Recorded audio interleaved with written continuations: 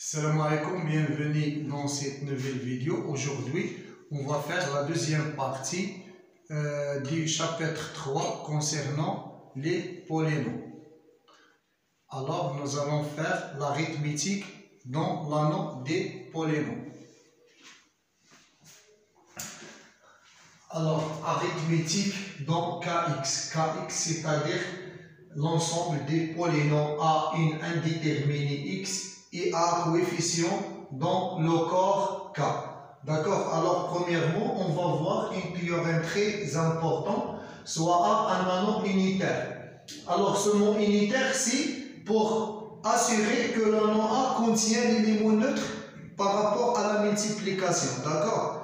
Unitaire signifie que A contient l'élément neutre par rapport à la multiplication, c'est-à-dire 1. Contient l'élément neutre 1. D'accord? Alors, premier théorème, A est intègre équivalent que l'anneau des polynômes est aussi intègre. D'accord? Intègre, ça veut dire qu'il ne possède aucun diviseur de 0. Alors, apprendre ça par corps. A est intègre équivalent que l'anneau des polynômes est aussi intègre. Deuxième théorème, si l'anneau A est intègre, alors les éléments inversibles de l'anneau AX égale exactement les éléments inversibles de A. Parce qu'on désigne par I de A les éléments inversibles de A. C'est-à-dire que si X appartient à I de A, c'est-à-dire qu'il existe X' appartient à A tel que X' égale à 1. C'est-à-dire qu'il est inversible. Aussi X' appartient à I de A. On a montré que I de A est un sous-anneau de l'anneau A. L'ensemble des éléments inversibles, c'est un sous-anneau de A. On a déjà montré ça. Alors, ces deux théorèmes sont faciles à montrer, mais ils nécessitent une notion de variation. D'accord? Alors, je ne vais pas faire je ne vais pas détailler le cours. Alors, je vais laisser ces théorèmes sans démonstration. D'accord? Alors, donc, si K est un corps, alors automatiquement, il est intègre. Donc, l'anneau Kx aussi sera intègre.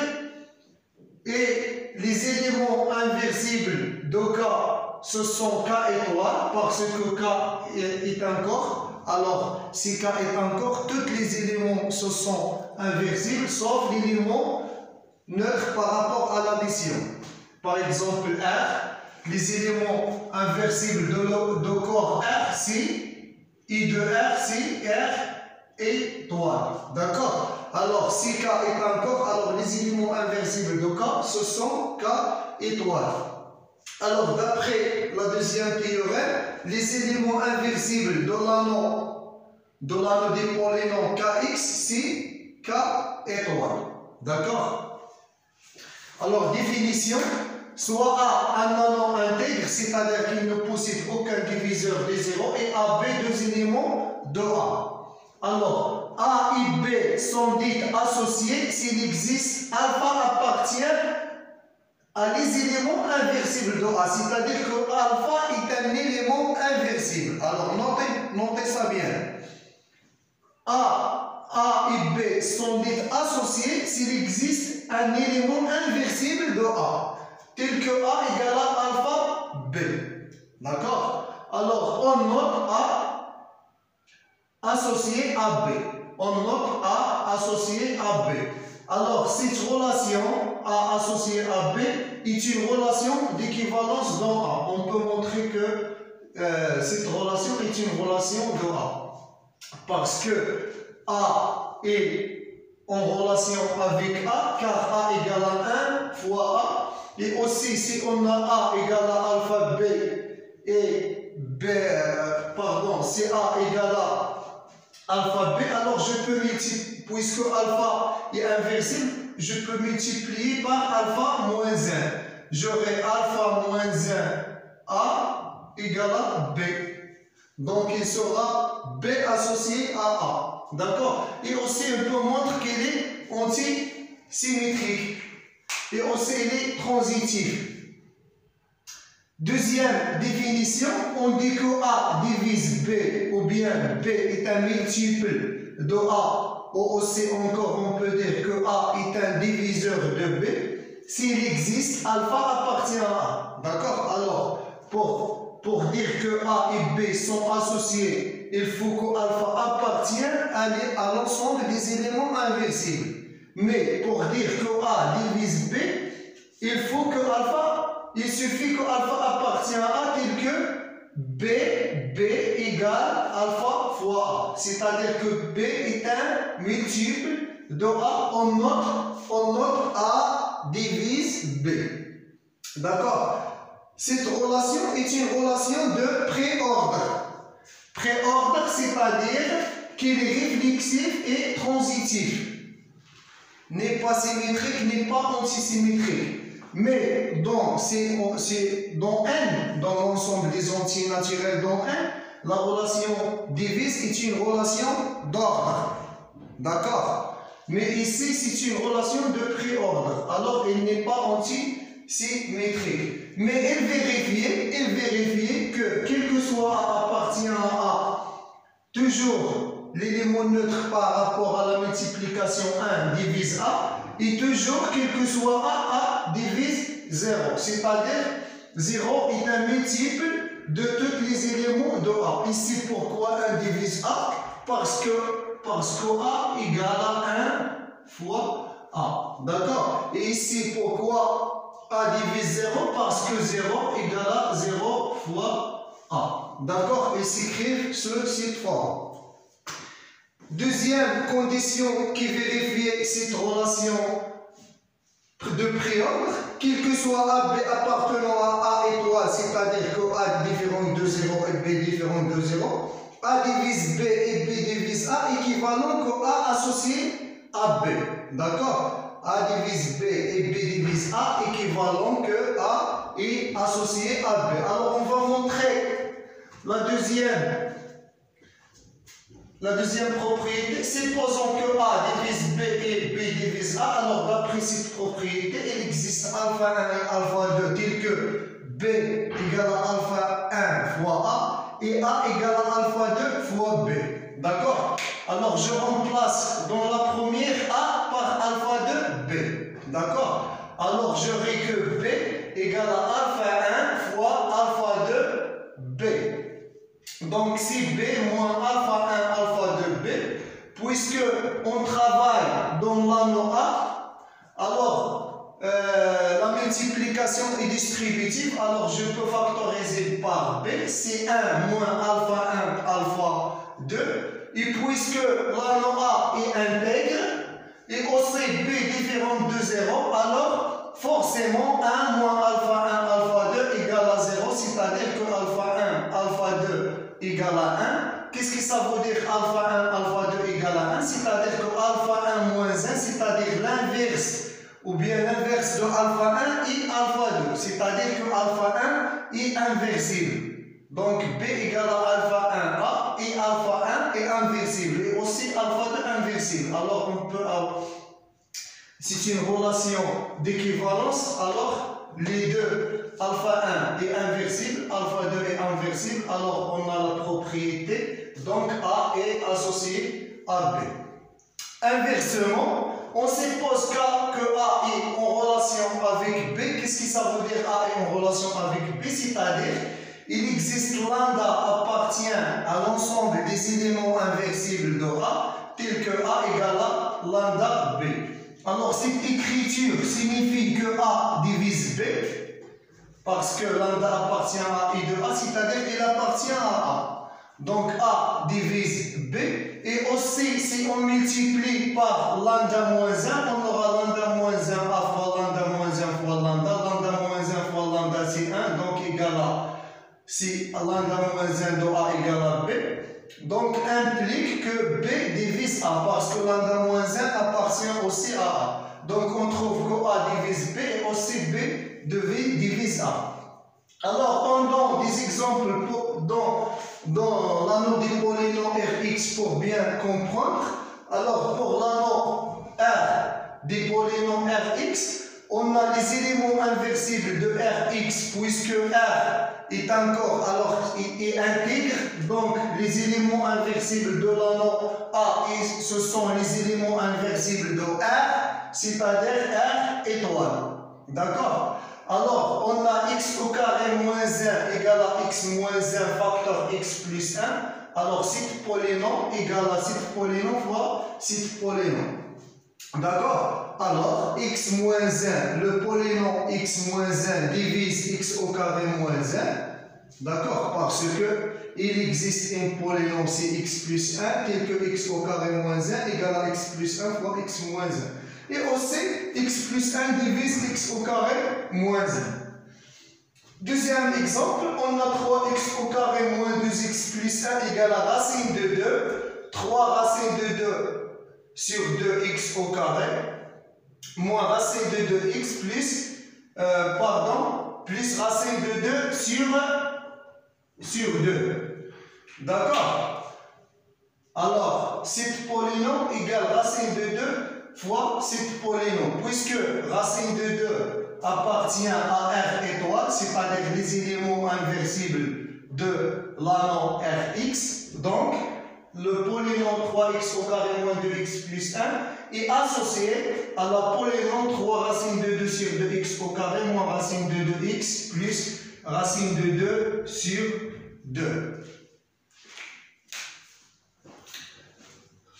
Alors, on continue. Un polynôme P appartient à Kx et dit premier ou irréductible s'il vérifie les deux conditions. Première condition, si P n'appartient pas à les éléments inversibles de Kx. Et on a vu dans le premier théorème que les éléments inversibles de Kx, si K est un anneau intègre, ce sont les éléments inversibles de K.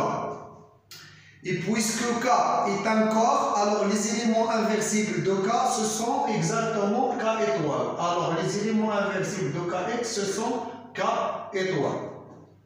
Mais avant, premièrement, notez bien que quel que soit lambda appartient à K étoile, et quel que soit le polynôme P appartient à Kx, on a toujours lambda divise le polynôme P. Pourquoi? Par exemple, si on suppose que P égale à A0 plus A1x plus jusqu'à AN x à la puissance n, alors on peut écrire que P égale à lambda fois A0, lambda appartient à K étoile, sur lambda plus A1 sur lambda x à la puissance 1 plus jusqu'à AN sur lambda x à la puissance n. Donc on a trouvé un polynôme appartient à Kx tel que P égale lambda fois cet polynôme. Donc lambda divise P. Toujours on a, si lambda appartient à K étoile, alors divise tous les polynômes de Kx. D'accord? Alors, je répète la définition. Alors, un polynôme P dit premier ou irréductible s'il vérifie deux conditions. Premièrement, P n'appartient pas à l'ensemble des éléments inversibles de Kx, c'est-à-dire P n'appartient pas à K étoile. C'est-à-dire que si P égale par exemple A, tel que A appartient à K étoile, alors on ne peut pas dire que P est irréductible ou bien premier. D'accord? Alors, P doit différent de cette écriture. Deuxièmement, les seuls diviseurs de P, ce sont les éléments de K étoile, parce qu'on a des éléments de K étoile, ce sont des diviseurs de toutes les polynômes, et aussi les éléments associés à P. D'accord? Alors, par exemple, par exemple, dans Rx, le polynôme x plus 1 est une polynôme premier parce que les seuls diviseurs, ce sont les éléments de R étoile et aussi les éléments associés. Par exemple, 1 sur 2x plus 1, 2. 1 sur 2x plus 1 sur 2 est un diviseur de x plus 2 plus 1. Pourquoi? Parce que x plus 1 égale à 2 fois 1 de x plus 1, 2. Donc, 1 sur 2x plus 1, 2 est associé à x plus 1 parce que 2 appartient à des éléments inversibles de kx. D'accord? Alors, notez ça bien. Alors, on dit qu'un polynôme est premier ou bien irréductible si il a comme diviseur seulement les éléments inversibles de kx, c'est-à-dire k étoile, d'une part, et d'une autre part, les éléments associés après. D'accord? Exemple, dans kx, les polynômes de degré 1, ce sont irréductibles. Alors, dans n'importe quel corps K, les polynômes de degré 1, ce sont irréductibles. D'accord? Ce sont irréductibles. Mais ce n'est pas seulement les polynômes de degré 1. Il y a d'autres polynômes. Il y a plusieurs polynômes qui sont irréductibles. Mais en général, tous les polynômes de degré 1, ce sont irréductibles. Aussi, dans l'anneau des polynômes Rx, les polynômes de la forme ax au carré plus bx plus c, tels que b au carré moins 4ac inférieur à 0, ce sont aussi irréductibles. Aussi, dans Rx, les polynômes de degré 1, ce sont aussi des polynômes irréductibles, ou bien premiers. D'accord? J'espère que la définition est bien claire. Elle est très importante, on l'utilise beaucoup. Alors, maintenant, division euclidienne dans Kx, théorème et définition.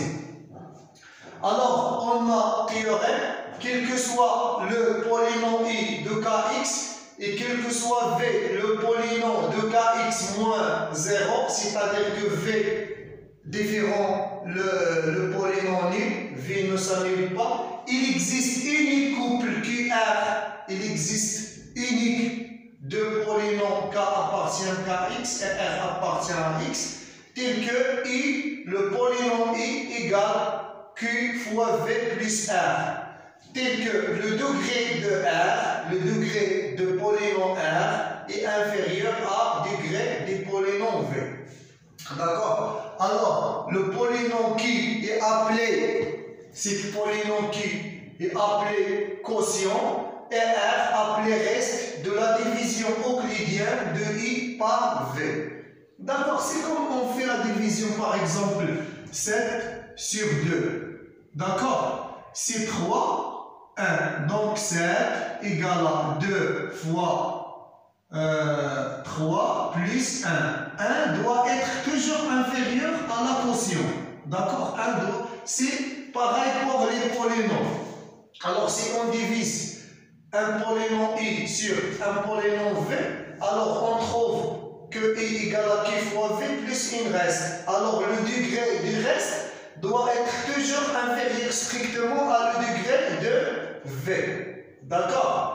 Degré de R doit être toujours inférieur à degré de V. Alors, on va faire la preuve.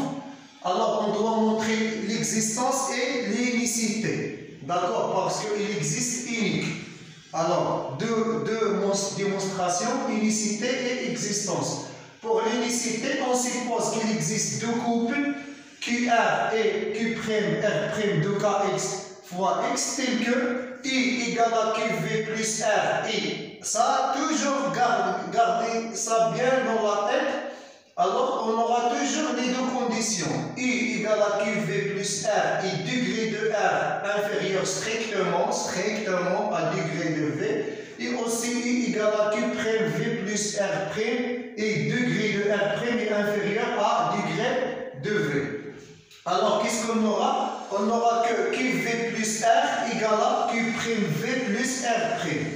D'accord? C'est-à-dire, puisqu'on travaille dans un anneau ou bien encore, si Q, alors, si Q moins Q' fois V égale R' moins R. On va faire un raisonnement par l'absurde. Alors, on suppose que R', le polynôme R' est différent du polynôme R.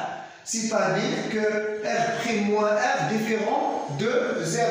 D'accord? Alors, on suppose que le polynôme R' est différent du polynôme R. Alors, R' moins R est différent de 0. Puisque K est intègre, puisque le corps K est intègre, alors IV est différent de 0, parce que V appartient à Kx moins 0. Alors, R' moins R différent de 0, V différent de 0, alors on aura aussi que Q moins Q' différent de 0. D'accord? Alors, on aura aussi Q différent de Q'. Pourquoi? Car Kx est intègre, ne possède aucun diviseur de 0.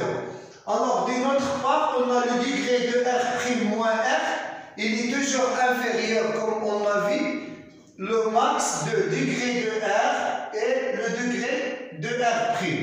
D'accord? Toujours degré de la somme ou bien la soustraction de deux polynômes, la somme ou la soustraction, est toujours inférieur ou égal au max de degré de première, degré de la deuxième. Puisque le degré de R' est inférieur strictement à degré de V et le degré de R est inférieur strictement à V, alors cette max il sera inférieur strictement à degré de polynôme V. Alors qu'est-ce qu'on aura? On aura que le degré de cette polynôme Q moins Q' fois V égale, puisque l'anneau est intègre, alors quand l'anneau est intègre, le degré de P fois Q est égal, c'est le degré de P plus degré de Q. Alors, on va utiliser cette propriété. Alors, le degré de Q moins Q' fois V, c'est le degré de Q moins Q' plus degré de V. Et ce degré égal, c'est le degré de R' moins R. Donc, égal le degré de R' moins R. Parce que cette polynôme égale cette polynôme, donc le degré de cette polynôme égale le degré de cette polynôme. Le degré de cette polynôme, c'est le degré de Q moins Q' plus degré de V, et le degré de cette polynôme, il est inférieur strictement à V. Donc, qu'est-ce qu'on aura? Alors, je simplifie le degré de V avec le degré de V. Alors, qu'est-ce que j'aurai? J'aurai que le degré de Q moins Q' est inférieur strictement à 0, ce qui est absurde avec ce qu'on a supposé, que Q différent de Q', c'est-à-dire que Q moins Q' différent de 0, alors son degré ne sera pas inférieur strictement à 0. Parce que si le degré est inférieur strictement à 0, c'est-à-dire que le degré de Q moins Q' égale moins l'infini, c'est-à-dire que Q moins Q' égale à 0, alors ce qui est absurde. Donc, ce qu'on a supposé est fausse. Alors, on aura R' égale à R, et puisque R' égale à R, c'est-à-dire R' moins R égale à 0, donc on trouve aussi que Q moins Q' égale à 0, donc l'unicité. Maintenant, on va montrer l'existence.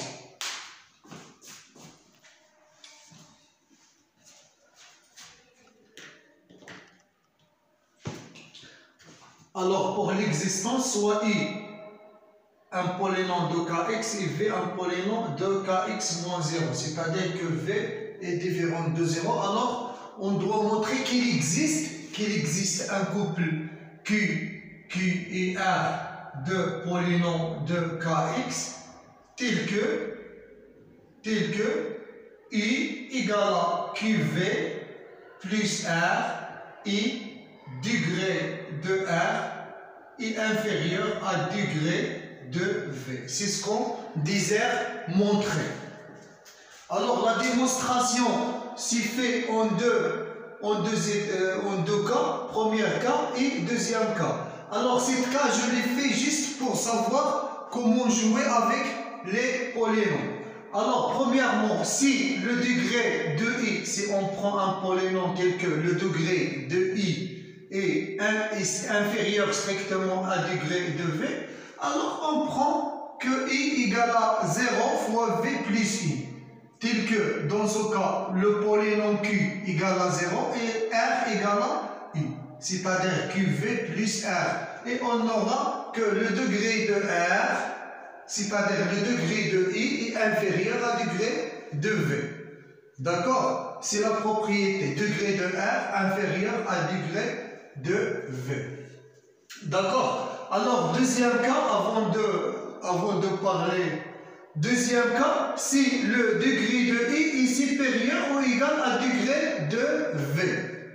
Alors, on va utiliser une démonstration par référence sur le degré de i. N égale à le degré de i.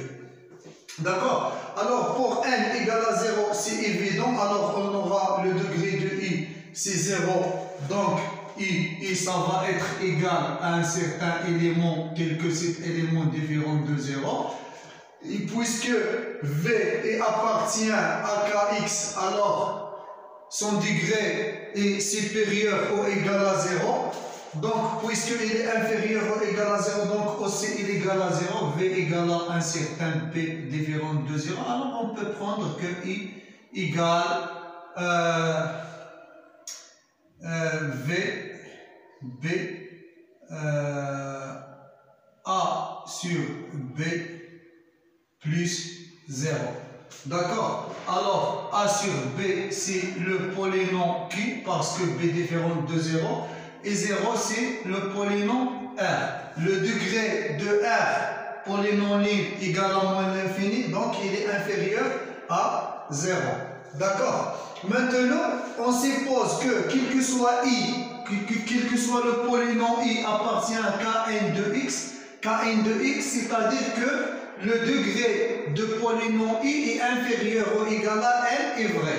D'accord? Alors, on suppose que la propriété est vraie pour toute polynôme i tel que le degré de i est inférieur ou égal à i. Alors, et quel que soit v appartient à k de x tel que le degré de i est supérieur ou égal à le degré de v, alors on suppose qu'on peut trouver deux polynômes q et r de kx fois kx tel que i égale à qv plus r et degré de r est inférieur strictement à degré de v. C'est-à-dire on suppose que la propriété est vraie pour tout polynôme de degré inférieur ou égal à n et on montre que la propriété aussi est vraie pour un polynôme de degré n plus 1. D'accord? Alors soit i, le polynôme égale à 0 plus 1, 1x jusqu'à n plus 1x, n plus 1 tel que an plus 1 différent de 0, alors an plus 1 différent de 0 signifie que le degré de i égale à n plus 1. D'accord? Et soit v à notre polynôme b0 plus b1x plus bmx à la puissance n tel que bm différent de 0, bm différent de 0, c'est-à-dire que le degré de v est égal à n. Tel que le degré de i est supérieur ou égal au degré de v, c'est-à-dire n plus 1 est supérieur ou égal à n. D'accord? Alors, on pose pi égale à i moins qui prime fois v avec qui prime égale à n plus 1 sur bm x à la puissance n moins n plus 1. D'accord? Alors, suivez-moi bien. Alors, dernier terme, si on multipliait Q', alors, si on multipliait AN plus 1 sur BMX n moins n plus 1 par la dernière terme, on va trouver que BM fois AN sur BM, c'est AN plus 1. Et x à la puissance n moins n plus 1 fois x à la puissance m, donc c'est plus m, donc c'est n plus 1, xn plus 1. Alors quand je fais la soustraction de i moins qui prime v, Alors, an plus 1x à la puissance n plus 1, ça va être simplifié par la dernière terme fois q'. D'accord?